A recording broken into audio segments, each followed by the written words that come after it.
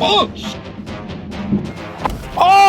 What the hell? In the last video, I bought two identical Audi TTs, one with front end damage, one with rear end damage, with the idea that we could make one good car out of the two and see if it's cost effective. Now, we decided to repair the one that had the front end damage because it's just easier bolt-on parts. So the first thing we needed to do was strip the front end damage. I think it's about full.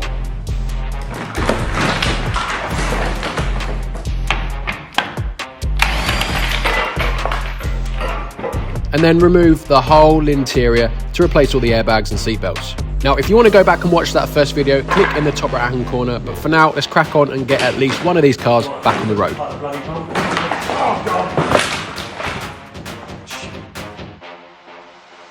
And this is how the TT is currently sitting, with all my scrap parts in a pile here, and the front end complete of the TT. A few things we do need to change engine wise, and the interior is all clean and ready for the new dash and airbags too. But now we are back outside and need to work on this TT because I need to now strip the dashboard, seat belts, the entire thing again, the exact same thing as I've just done in the last one, because also we need to put all this into the new one. So I'm going to put this on just a nice little time lapse. Be nice for you and absolutely horrible for me. Let's see how long it will take though. Right, the time is, if you can see there, can you see? 11:02. Right, let's see how long it actually takes me to get everything out like the other car without any camera distractions, because I'm just going to put it on a full time lapse. So I'm going to say 2 hours. So let's meet back here at 1:02. Now, while I start cracking on getting this dashboard out, I thought I'd talk to you a bit more about the parts that I would have had to have bought if I hadn't had this donor car. Now, the first thing we need is a whole front end, and you're best off just searching on eBay for like a whole front end kit. Now, I found one in white, the same color. It is for an S-Line, so the headlights may be slightly different, but you're still looking at £4,500. And then we move on to the dashboard kit, and you get a dashboard, driver's airbag, and 2 seat belts, which isn't everything that we need, and that is a further £1,300. They are the two biggest costs, but by all means not everything that we need. So it kind of gives you a bit of an idea, and we will do a full breakdown cost at the end of this video about which was the cheaper option in the end. Right, I have just had to run back to the workshop to get the camera because, believe it or not, 1:02, look, I have done it in bang on 2 hours, and I don't know how I've managed it, because for the first 45 minutes I'd done pretty much nothing because I did encounter a few problems. Yeah, in my rush, I've just dumped everything everywhere again. But yeah, a few problems I encountered. Obviously, no key, so the steering lock was on, so I did have to actually break the cowling under the steering column to be able to just get a screwdriver in. This side, it was the problem to release the airbag. That took me about 20 minutes. What other problem did I have? It was the Speedo surround trim. Now, this trim here, I broke on the other car because this bolt here I didn't know.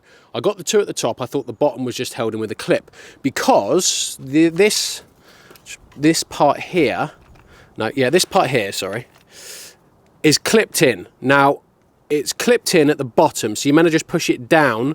It sits like that, if you can see.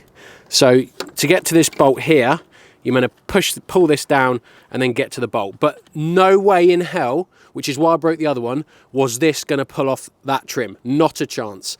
I ended up having to bend this down just so I could get the screwdriver in there to get the bolt undone, pull the whole thing out, and then I had to use a metal lever bar to get in here to pull out these clips. And that is off the car using a metal pry bar. So there's no way in hell you're going to get that off without breaking it. So that also took me about 20 minutes. And also noticed another slight issue we may have, and that is my seat belts have actually pre-tensioned on the offside rear anyway, and I had to cut it again to get it off. So now I'm worried that these seat belts have all gone as well. None of the, oh no, yeah, this one's gone as well. We're going to need seat belts. Well, repairs anyway. Well, this is completely just messed up everything. And that one is the same one that went on the other one, so I'm just gonna have to have a damaged trim that side. We might need all seat belts to be repaired then, which I did not foresee. So I've got my seat belts here. I've labelled them all as well. I think they've all gone. I've obviously taken 3 from this car, no, the other car, and 1 from this car, because I had to cut 1 from the other car. It's all confusing. Basically, I've got my bubble wrap on my box. I'm just waiting to find out what company can do it in the quickest turnaround time, and then they will be shipped off next day recorded to them. And also, you may have noticed I took the center console off of the other car, and that is because part of me not knowing how stuff worked in this one, I damaged the center console. Well, I've not really damaged it, but I just scuffed it. So it's all scuffed here, and that was just me getting angry, like, why does stuff not come off? So it's a little bit scuffed. So I am going to put the center console from the other car into this one because I did not scuff that one. And we're going to fit the dash quickly in this one along with the center console just to get it out the way, and then it's just one less thing I need to do. And then we're going to head back outside and start removing the front end from the other car. So I'll start by whipping out the center console, and it is only 4 bolts holding it in, and the whole thing kind of like tilts outwards. So the first thing I'm actually going to put on are these side curtain airbags, and that is purely because there's a little straggly bit of string here and there's a bolt for it, and it goes just over here, and I couldn't actually undo it with the dash in, so I thought, well, I'll get rid of that problem by putting it in before the dash goes on. So the side curtain airbags are really easy to fit. There's just 6 T30 bolts that go along the top of the car, and then we move onto the dashboard, and I'll finally get that into position, and it can start looking a bit more like a TT again. And then I've just got to plug all my little air vents in, all my little connectors, and it is a bit of a fiddly process, but luckily I only did it yesterday, so it's still fresh in the memory. Right, so I've got the dash fully in position. All the bolts holding the dash, apart from the arsehole bolts I haven't done yet, they are all secure, so the dash is absolutely solid. I've just got to put in the glove box, all the connections there, and the under trim here, and obviously the center console and the small trim here. So I am just going to put the dash in for now, just so if we need to move the car, I can do. That's the only thing I'm going to do for now, and then hopefully if it stops bloody raining, I'll go outside and start removing a front end.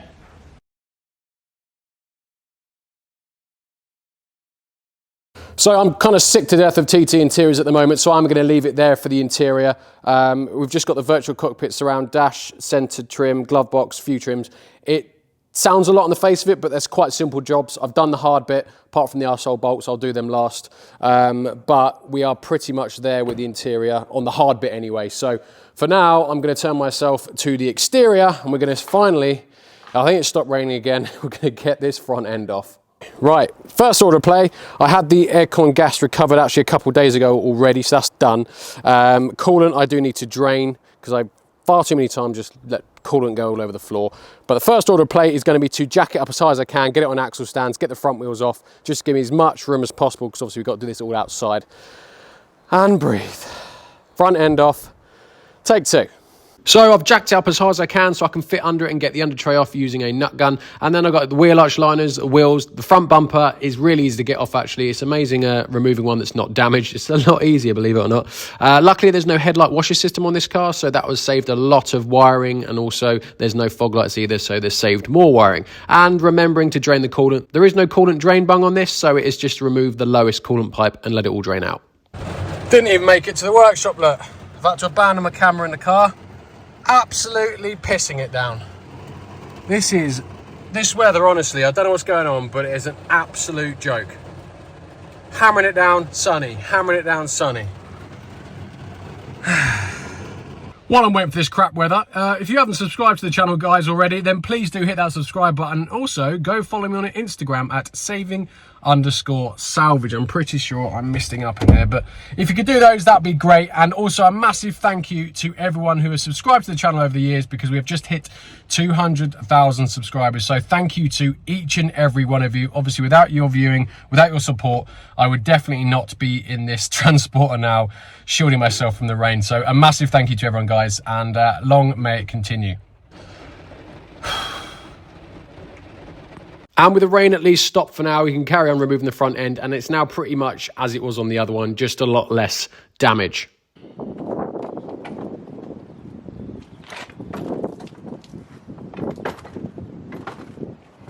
So with the TT now back on the ramp, we can concentrate on the engine side of things and see what needs to replace before we can put the front end back on. And I have just had a quick scan through. So we need this whole intake pipe here is also broken up there too. We need this coolant hose here, but I think I'm just going to swap from, it's just clipped in here. So I'm going to swap out that hose here and just swap everything that goes with it up to this point here.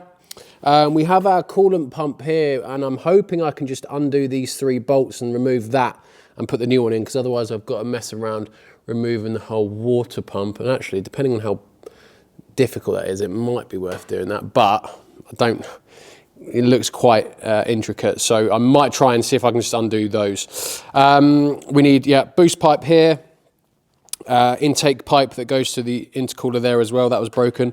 Oh, hello, I've just seen my alternator's a bit damaged as well, but I think that's all right, actually. It's only a very small bit there, so I'm going to leave that. We do have some wiring as well, so we've got this connector here, and another connector around here that are all damaged. Now, these are all things that aren't going to cost me a single penny to fix, because I can take them directly off the other car. If I hadn't had the donor car, then everything here would be additional cost. So, as I've said, we will add it all up at the end to work out exactly how much I have saved, because I do believe we will have saved by the end of this. So yeah, I'm going to crack on doing that, replacing everything I need to, and then we can get the front end back on.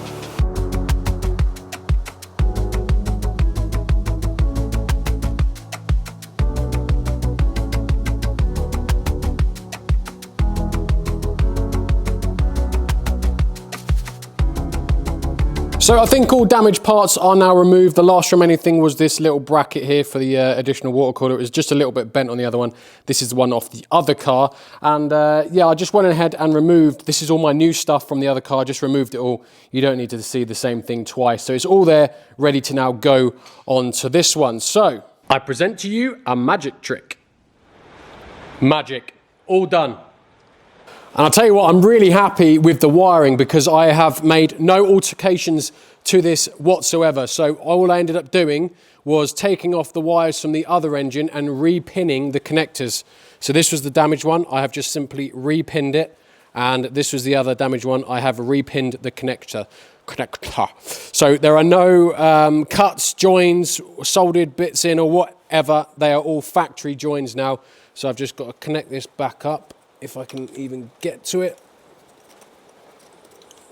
I think I've put too much stuff on. I can't even get to it now. I'm going to break it now. Oh, for crying out loud.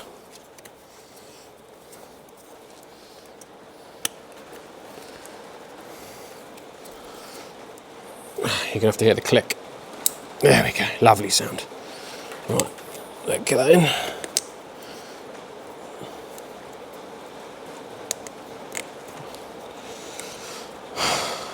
That was a lot of hard work just to show you that connector.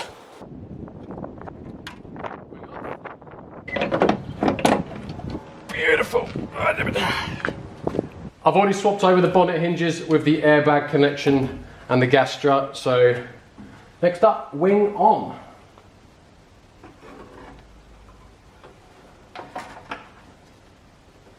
Right, it's time to slide the front end on,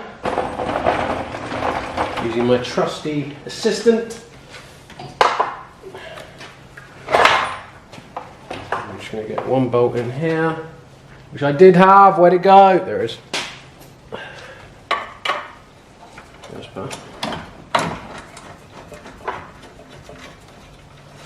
With the front end loosely in position, it was time to get the headlights in just to check all the alignment was good. So the front end is now all bolted in position along with the headlights. That is the only thing that maybe could have given me some grief, but it was all just absolutely fine, bolted straight on. So we should be plain sailing from here on out. You also may notice I have had a new windscreen fitted. I will explain why I opted to do that instead of fit the old one in a moment. Bonnet hinges are all in position as well. So now I'm going to put the, and also the near side front wing. So I'm going to put the bonnet on now. I'm just going to check my wing alignments and headlight alignment just to see where the bonnet sits. Obviously I can't do anything without the front bumper on fully, but as long as that kind of okay, we should be good to go. And then once that's done, it's just gonna be a case of connecting all my wiring back up and my boost hoses, my coolant hoses, my aircon pipe, and just a few other connectors at the top here to get them all in position. I've already put this new airbox tray on as well. That is all new. And as you can see, look, all my bolts are pretty much exactly where they were on the previous car. So we shouldn't have any issues. It should just be all bolt on, ready to go. So let's get that all I've just said done. And then it's just gonna be a case of getting the bumper on and then back to the interior. So I'm pretty confident there's going to be no issues going forward from here, so I'm just going to put the whole of the front end now back together. People are the things that matter, but I never could have thought that in my bag it was you. In the echoes of your lies, dear, can you hear me harmonize every word that comes out? It almost got the best of me, but now I've gotten so sick, so sick, so sick of love. So sick, so sick, so sick of love. So sick, so sick, so sick of love. Now I just need to put this top trim on here so I can get my bonnet handle on, because if I shut the bonnet now, I will not be able to open it, and I'll be very upset. So let's just clip this in.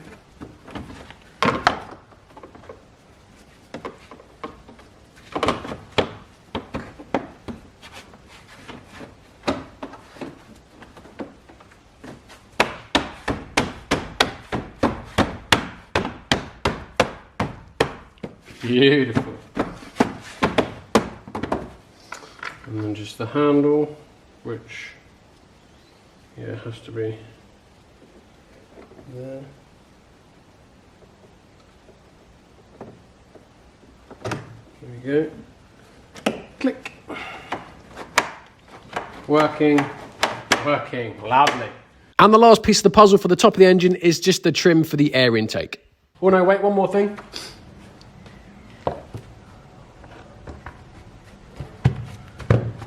There we go. With the front end now complete, it's time to turn our attention back to the interior and just finish off the little bits like the glove box, the trim under the steering wheel, trims on the dashboard, little things like that. So front end all now completely back together. The only thing I have left off for the moment is the under tray, just so I can check for any coolant leaks or any other problems there may be just before we finalise it. So I have left the under tray off for that purpose. Everything else, including wheel arch liners, is all done. Everything up here, all done. So the front end, we can kind of say, is done. Even the washer jets are all in position. I've adjusted the bonnet, we're all good. So moving on to the interior, you just saw me do a few bits to the glove box, center console, just plugged all the trims back in enough so it will let me start the car, because obviously the push start button is in the center console, so I had to connect all that. And I think we are good to go for a start, just to make sure everything works. So, oh, there we go. We have power, we have life. Right, dash works, shift to P.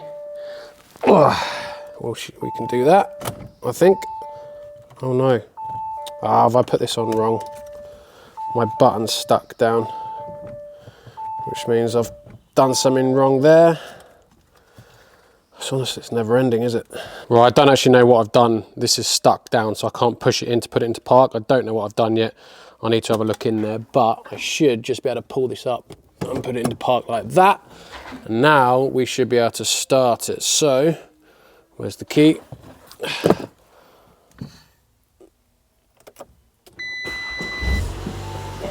Beautiful. I have put a little bit of coolant in there. Nowhere near enough yet, but engine runs, it all sounds good. Headlights work. So I'm going to knock that off, continue building up the interior, and also we've got our airbags.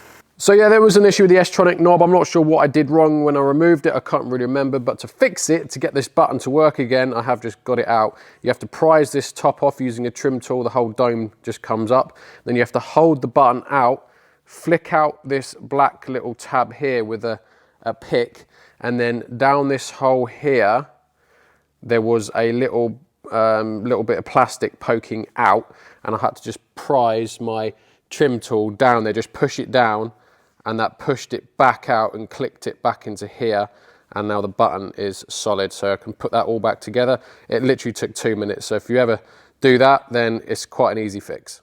And there we go, button all good. And one of the last things we need to do is get all the seat belts back in. Now I want to actually give a massive thanks to Airbag Service because I sent them all 4 seat belts to get reset and they smashed it in record time, literally turned around in a couple of days and got them back to me. So we're all good to go. So a massive thanks to Airbag Service. Now I am gonna stick a link in my description and also go follow them on Instagram. If you ever need any seat belts resetting or even steering wheel airbags, dash airbags, anything, side curtains, go give them a shout.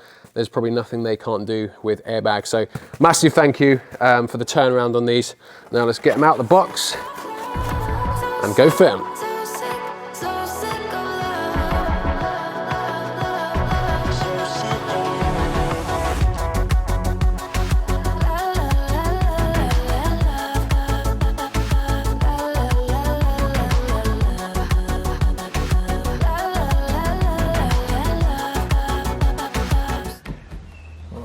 Let's get the steering wheel on. Let's get my tape off.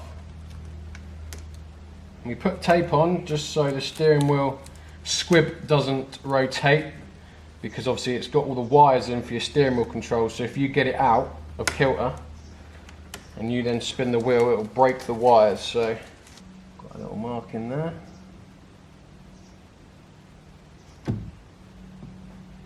Should be good. Right.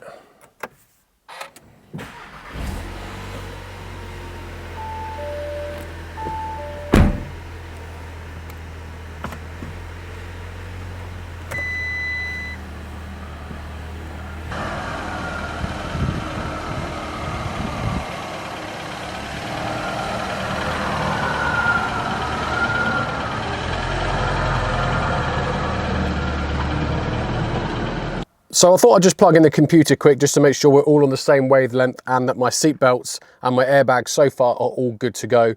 I've done all the fault readings, I cleared everything down, and then what is left is what we've got. And I think gateway was no communication steering wheel. Yep, that's because I haven't got my steering wheel airbag in. All the airbags here, I have checked, look, we are good. Driver igniter airbag, that is the steering wheel airbag, and everything else there is for passenger side seat belts. So there's no issues with our side airbags here, airbag on the dash, and our seat belts on both the driver's and the driver's rear. So that is all good, happy with that. And I think they were both just no basic settings on the front windows. Yeah, and that is it. So we are all good, happy with that. And yeah, just this side to go. Houston, we have a leak. I knew I should have changed that poxy pipe. That'll teach me.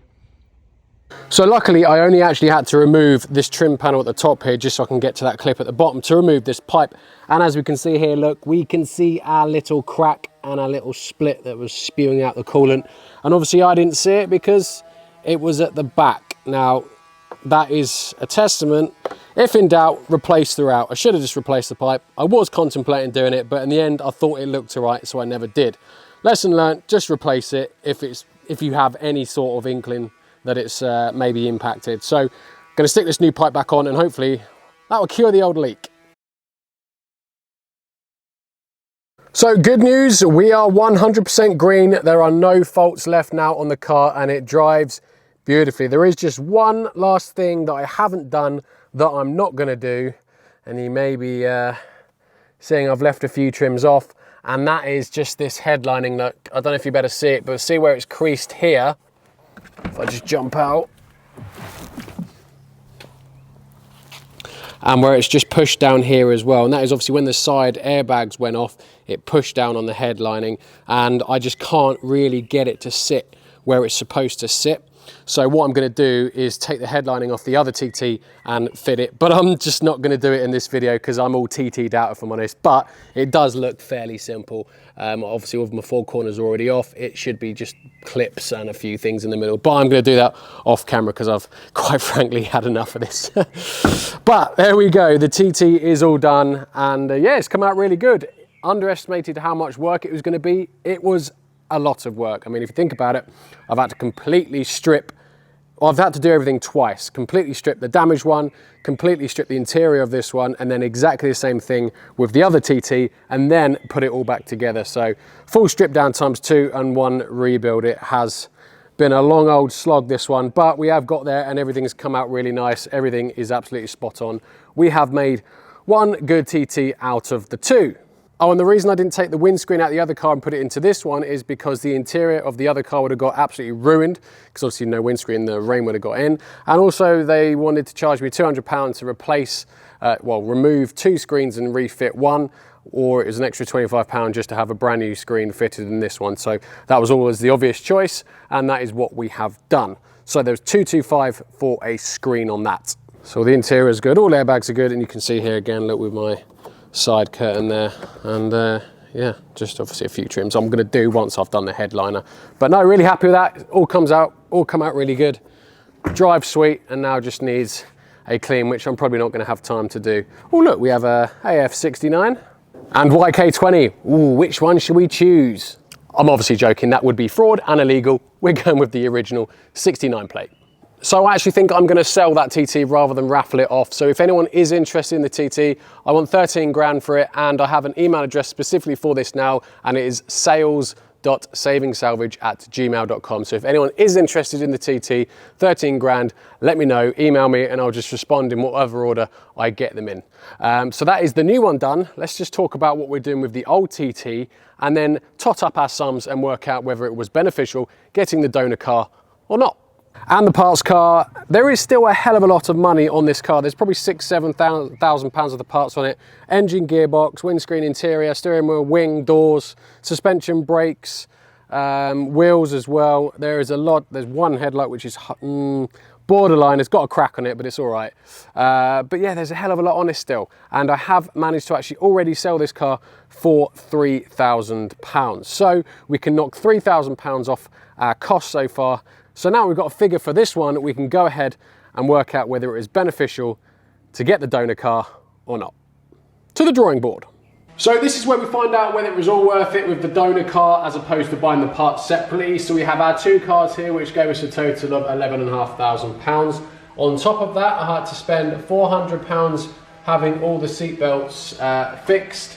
I then had to spend a further £225 for the windscreen, and I believe that is it for additional costs. So all in, we are up to what's that, 11,900, 11,100, 12,125. That is our total cost for everything for the donor car.